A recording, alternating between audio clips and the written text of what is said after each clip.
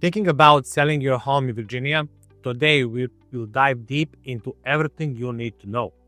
From selling your home as is, setting the perfect price, doing the repairs, staging, and holding open houses. As well, how to review all the offers. Plus, I will give you the insider tips to make your selling process smoother and more rewarding, as well fun. So let's jump right into it. First of all, can you actually sell your home as is in Virginia? Absolutely you can. Selling as is means you are choosing not to perform major repairs or updates before listing your home. This option is ideal if you are aiming for a quick sale or simply don't have the budget or time for extensive renovations. But keep in mind, selling as is often means lower offers. It's crucial to clearly state as is in your listing to set clear expectations with the potential buyers and avoid any misunderstanding down the line. As well, why are you selling the home? What is your goal and your motivation? Are you upsizing or downsizing, relocating, or maybe just cashing out your equity? If you're cashing out your equity, did you maybe think about HELOC, so home equity line of credit, before selling your home? Understanding your personal goal matters a lot because of something really important, and those are capital gains or taxes. Nobody loves to pay taxes, right? But we have to. Here in Virginia, if you lived in your home for 2 of past 5 years, you may qualify for a capital gain tax exemption of up to $250,000 if you're filing single, or $500,000, so $500,000 if you're married and filing jointly. This can significantly influence your decision, anybody's decision, right? It's a big amount of money. So think carefully about your long-term financial goals. And before proceeding and selling your home and listing it, discuss all this with your tax professional or financial advisor. Moving on to understanding your seller contract. And we're going to make one separate video where we're going to go over the contract completely. And we're going to review 2 different offers for my property that I sold. One offer was a cash offer with no contingencies, and other offer was a regular offer with the contingencies. However, in Virginia, the most common agreement is the exclusive right to sell. This contract clearly outlines the terms, including the agent's commission, their specific duties, strategy, and the timeline for selling your home. It's super important for you to thoroughly review this contract with your agent so you understand your rights and responsibilities. As well, what to expect from your agent. Clear communication with your agent here will save you headaches and a lot of surprises later. And one of the biggest decisions you make when selling your house, your property, is setting the right price. And that's number one mistake in Virginia or everywhere that sellers make, is they set the price too high. Homes that are priced correctly from the start, based on true comparative market and the analysis, attract far more buyer and far more buyer interest. As well, they typically sell much faster if it's set closer to the market price. So you want to do all the analysis with your agent, pull all the comps, how we call them, and set your price right. That will help you to get close faster, actually sell home much faster. How about repairs and cleaning? Are they necessary? Absolutely. Even minor repair and deep cleaning can dramatically enhance your home's appeal.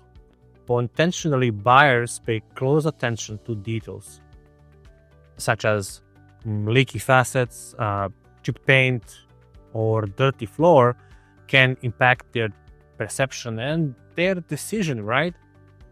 A clean and a well-maintained home signals care and quality, increasing buyers' confidence and the chances of you selling your home and getting a much better offer.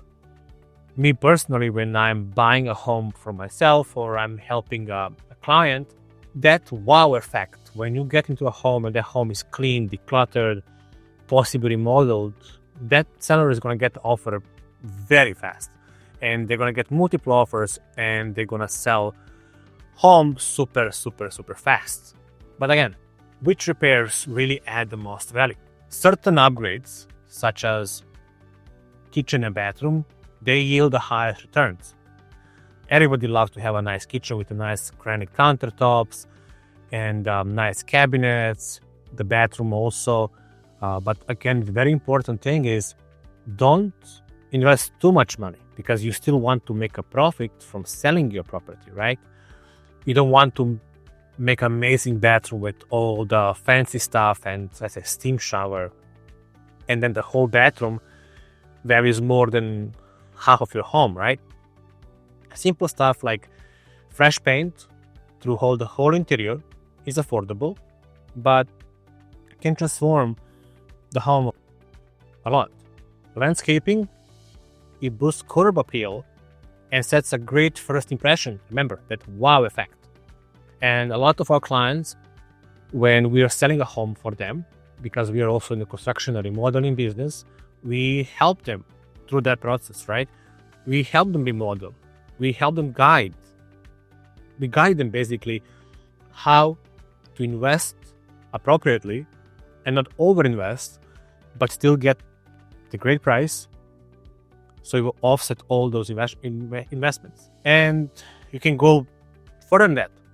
You can update or refinish your floors. That will give your home a very nice, polished, move-in ready feel that all the buyers love.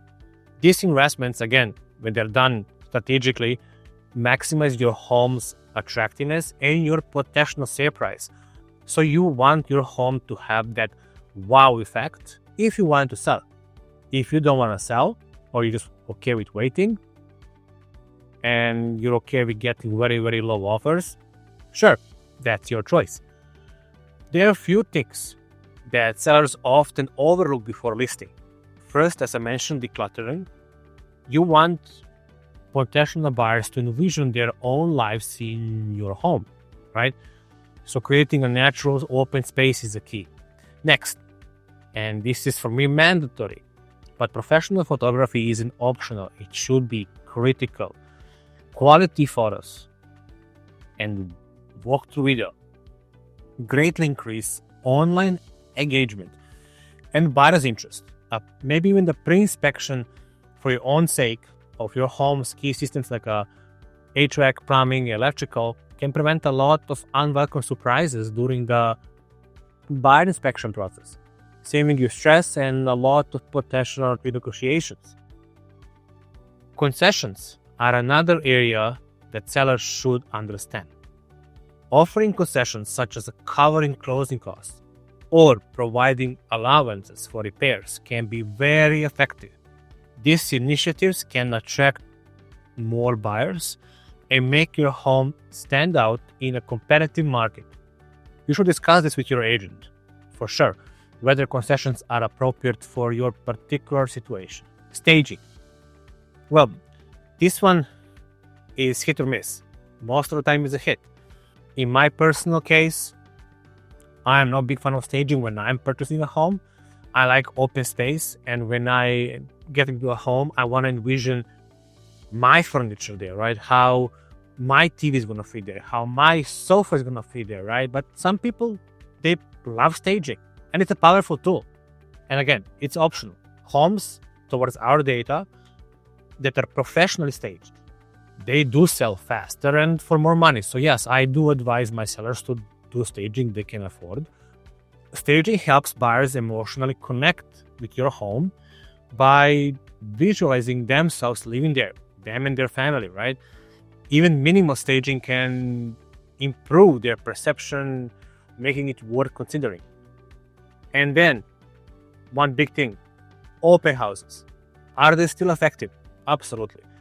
In Virginia, open houses remain a proven method to attract serious buyers. But again, you want that house to be ready for the open house. When I was doing open houses, when I began my real estate journey, there was a significant difference between open houses that are literally mess, and open houses that are clean, decluttered, not necessarily staged, but you as a realtor and you as a seller, you can expect more offers, higher offers if your home is nice and presentable. And something that I mentioned before is you want to pair those open houses with the virtual tours and online marketing, such as social media, YouTube, and all that stuff. That really creates a comprehensive strategy that reaches more buyers effectively. You might be wondering also how long it will typically take to sell my home in Virginia. On average, homes sell within 30 to 60 days. However, this timeline is heavily influenced by market conditions. Your home, price accuracy, and overall condition is critical. Regular communication with your agent ensures that you have realistic expectations and clear understanding of markets and the whole dynamics around it. When you're reviewing offers with your agent, remember, there is more than just price to consider.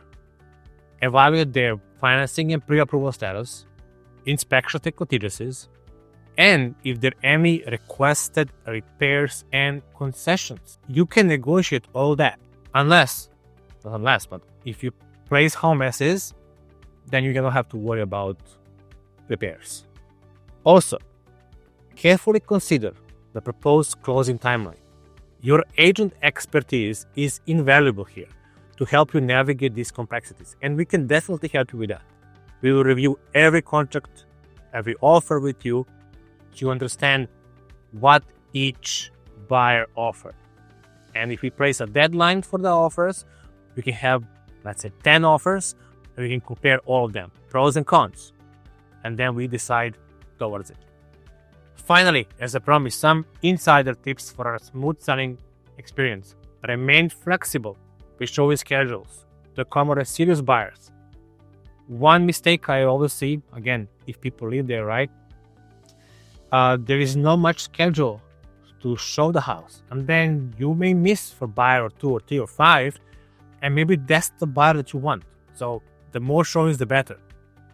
Maintain clear and frequent communication with your real estate agent and continuously monitor market conditions to adjust your strategies accordingly. Selling your home is, especially if it's your primary home, is a major decision.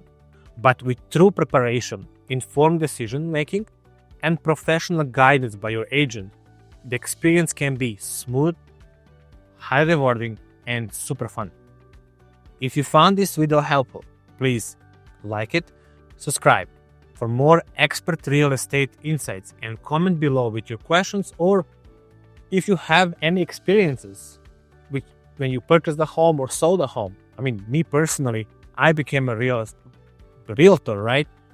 Because I didn't have such a great experience with my agents. I was always middleman between them and the loan officer or whoever. But there'll be some other story. Thank you for watching.